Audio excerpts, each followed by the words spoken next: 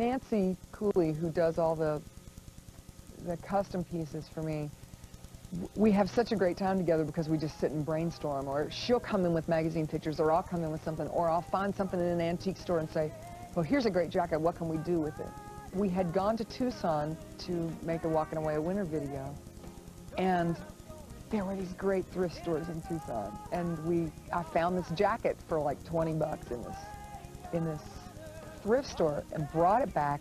Nancy was like, I know what I'm going to do on that, and she just took it away and brought it back to me half done, and I couldn't believe what she did. Well, then we just by that point we were into the second video and had decided about this character coming out of the box and having this magical transformation of this town. And it became the magician's coat. I mean, what she had been working on in the concept for this video came together in the best way, you know, and that was the best combination of all of our creative efforts at the same time, just kind of clicking. It's like wearing pieces of art. I mean, that's the way I think of it, and it's the way I feel when I have something of hers on.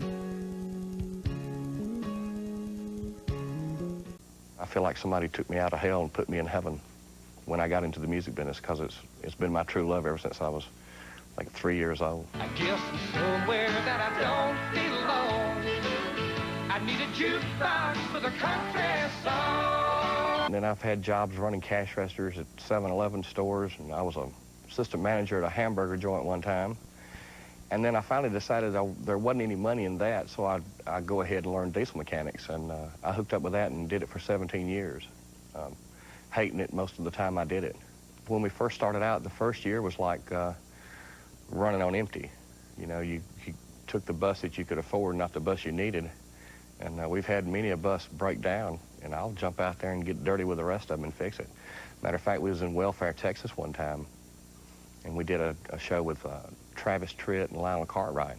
Well, we cranked our bus up, and it was just running wide open. You know, the accelerator wasn't working. And I told him, I said, I know exactly what's wrong. So I borrowed some tools from Travis and fixed it, you know. We couldn't have found a mechanic there anyway. There was like no telephones, nothing. It was a big outdoor concert, and it was pretty neat because we left there, not walking. I'd be better off in a pine box on a slow train back to Georgia, or in the gray walls of a prison doing time. We've got a better bus to ride on now. Haven't had to work on it at all. You know, we go and we come back and we ride in style now. These feet can do the walking, oh, but you must do the talking, for these lips don't know how to say goodbye. Well, I was born in Georgia, in Atlanta, Georgia, and I've lived, I guess, in a 50-mile radius of Atlanta all my life, and I ended up in a little place called Newnan, Georgia. And I call that home now. I'm still there, and it's kind of funny, too, because the people that didn't know who you were, as a matter of fact, my next-door neighbor didn't know who I was, and I'd been in the business about a year.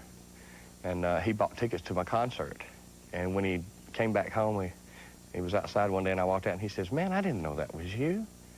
And I said, well, it's a small world, ain't it? I thought it was you. Am I really a fool? I thought it was you.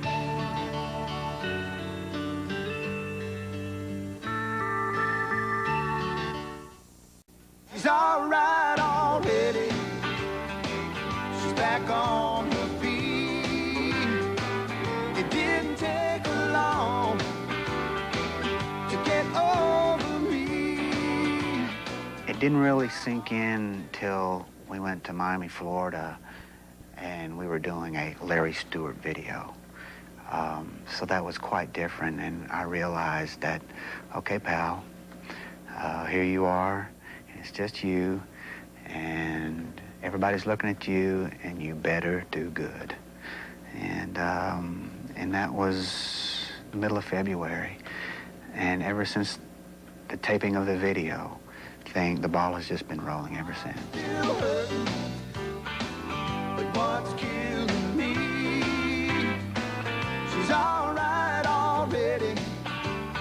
I'm just a memo